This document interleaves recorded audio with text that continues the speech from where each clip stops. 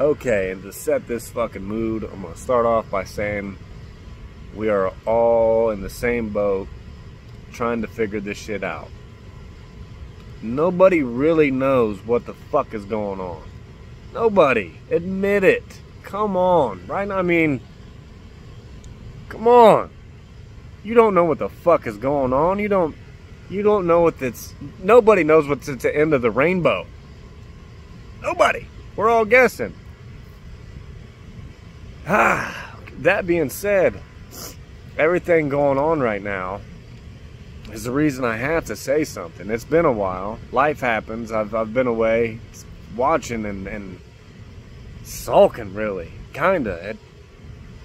Just how close everything is to changing. The whole world could change tonight. Right now. Right now. But there's so much division going on. Alright. Okay. It's like this. Everybody's watching these riots and I'll be the first one to fucking, yeah, rebellion, yes. I will stand up and swing with the best of them.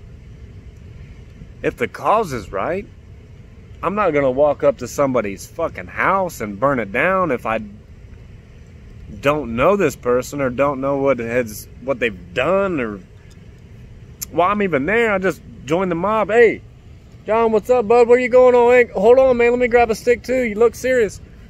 Here I come. And before you know it, you're in the back of a cop car too. Then you're wondering why. Like, damn, that wasn't my intention. I wasn't part of that mob. I was just going with my buddy. What the fuck is going on? That's how quick this shit happens if you don't fucking think for yourself. And that's what's wrong with everybody. They're afraid to admit that they have no idea what they should be doing. Here's what you should be doing. You should become a seeker. Not a follower. A seeker. Now, I'm not claiming that I have all the right answers. At all. I'm wrong quite a bit. But I don't mind being wrong because I'm looking for something. In the search, in the pursuit of the truth that I'm looking for, I don't mind being wrong a few times. Right? Okay. Well,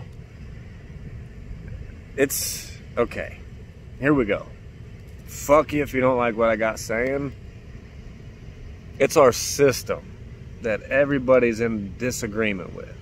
The system is failing. It's not black people. It's not white people. It's our system that gives these racist people power. It's the distribution of power in our system that we've all been so pissed about, that we've 92 rioted about. I don't know how many historic events have happened because of what I just said. Distribution of power and authority is out of whack. Our system is so fucked.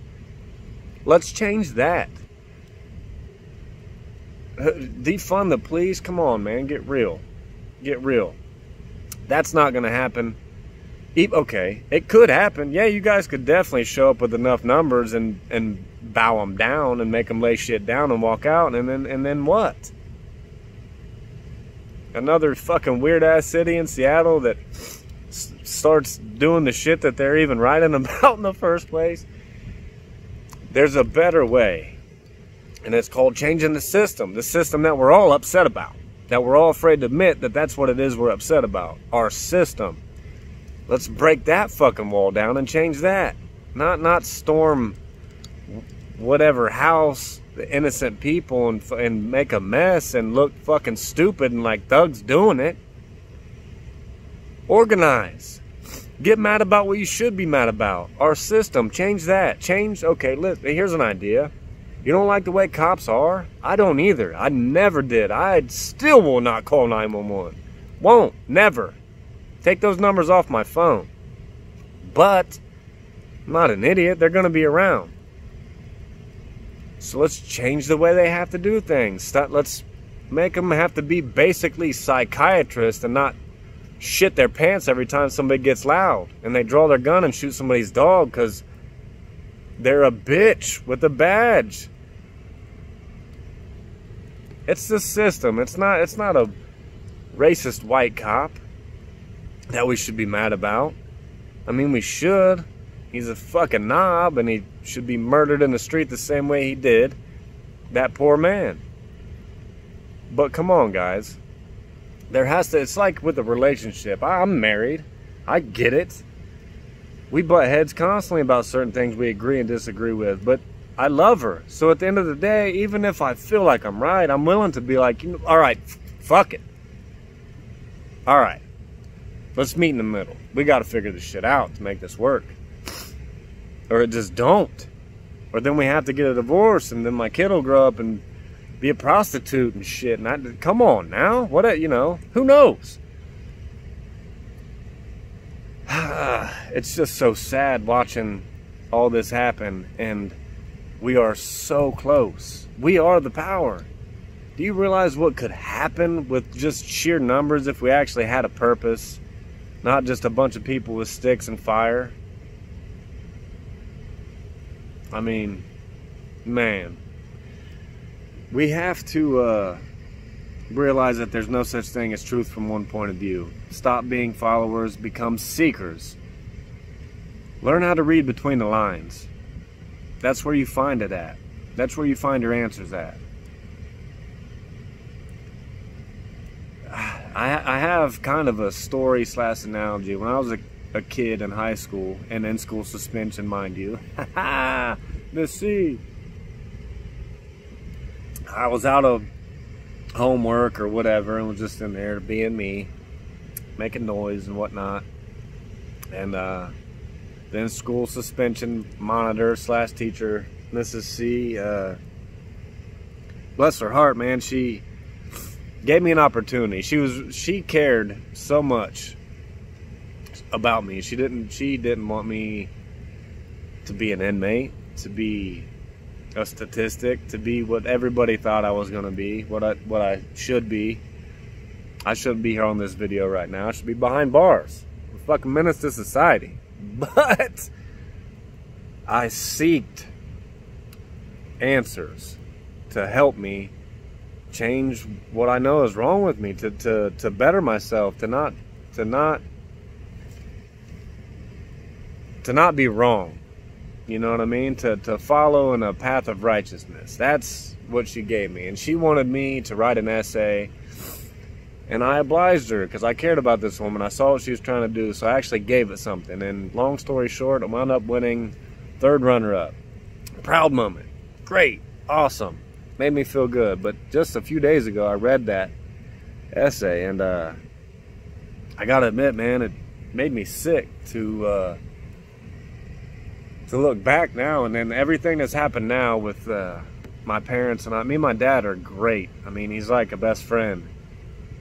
But if you were to take one look over that essay, you would view my parents as not good people, and that's sad and unfair and biased and wrong, and not the truth. The truth doesn't come from one point of view. At that time in my life, I was an angry teenager, rebellious, going through some things with my parents.